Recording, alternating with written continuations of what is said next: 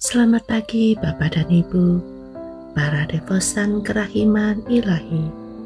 Bacaan hari ini dari buku harian Santa Faustina, nomor 172 sampai dengan 174. Imam yang memimpin retret datang dari Amerika. Ia datang ke Polandia hanya waktu yang singkat, dan sangat kebetulan bahwa ia memimpin retret kami. Suatu kehidupan batin yang mendalam terpancar dari orang ini. Penampilannya memberikan kesaksian tentang kebesaran jiwanya. Mati raga dan konsentrasi merupakan ciri khas imam ini. Tetapi kendati keutamaan-keutamaan yang begitu besar, aku mengalami banyak kesulitan dalam mengungkapkan jiwaku kepadanya dalam kaitan dengan rahmat yang kuterima. Sejauh menyangkut dosa-dosa, selalu mudah untuk melakukannya. Tetapi dalam kaitannya dengan rahmat, aku harus berusaha mati-matian. Dan meskipun demikian, akhirnya aku tidak mengatakan banyak. Godaan setan di dalam meditasi. Aku merasakan suatu ketakutan yang aneh bahwa imam itu tidak akan memahamiku, atau bahwa ia tidak akan punya waktu untuk mendengarkan segala sesuatu yang akan kukatakan. Bagaimana aku akan mengatakan semua ini kepadanya? Kalau itu Pastor Bukowski, aku akan dapat melakukannya dengan lebih mudah. Tetapi Imam Yesuit ini baru kulihat untuk pertama kali ini.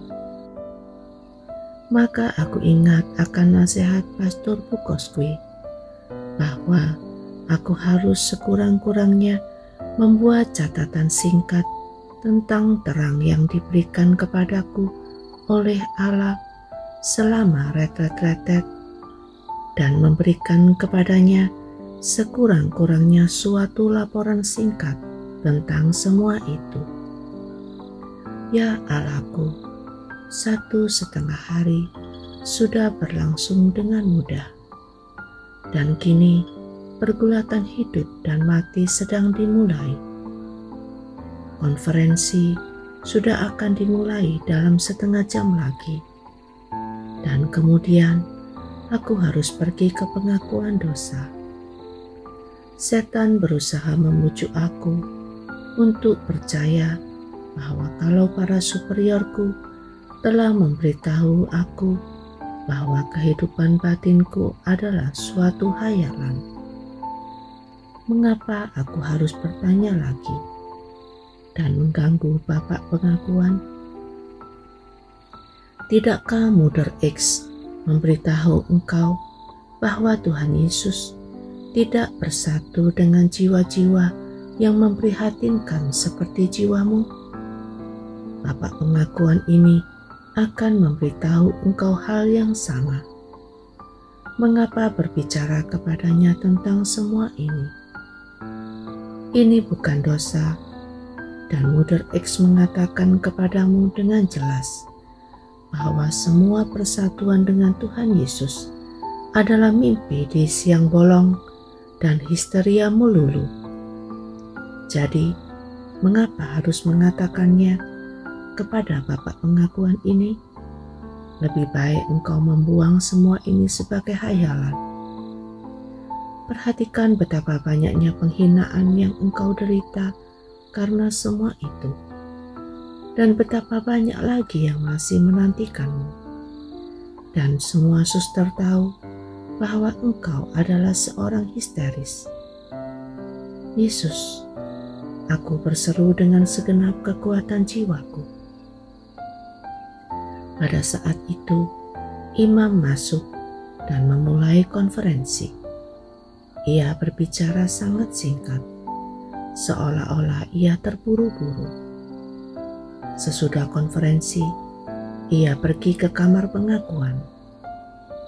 Melihat bahwa tak seorang suster pun pergi ke sana, aku bangkit dari tempatku berlutut dan langsung pergi ke kamar pengakuan. Tidak ada waktu untuk menimbang-nimbang. Sebagai ganti, mengatakan kepada imam tentang keraguan-raguan yang telah diciptakan dalam diriku dalam kaitan dengan hubungan-hubunganku dengan Tuhan Yesus. Aku mulai berbicara tentang godaan-godaan yang baru saja aku lukiskan di atas. Bapak itu langsung memahami situasiku dan berkata, "Suster, engkau tidak percaya akan Tuhan Yesus sebab Ia memperlakukan engkau dengan begitu baik. Baiklah suster, tenanglah. Yesus adalah gurumu dan persatuanmu dengan Dia bukanlah mimpi di siang bolong, juga bukan sekedar histeria atau hayalan. Ketahuilah bahwa engkau berada di jalan yang tepat. Berusahalah untuk setia kepada rahmat-rahmat ini. Engkau tidak boleh menghindarinya." Suster tidak perlu berbicara dengan para superior mengenai rahmat-rahmat batin ini, kecuali kalau Tuhan Yesus dengan jelas menyuruh untuk berbuat demikian. Tetapi dalam hal ini, engkau hendaknya lebih dulu berkonsultasi dengan Bapak pengakuan. Tetapi kalau Tuhan Yesus menuntut sesuatu yang lahiriah, dalam hal ini sesudah berkonsultasi dengan Bapak pengakuan, engkau hendaknya melaksanakan apa yang diminta Yesus darimu. Juga kalau itu menuntut pengorbanan yang amat besar.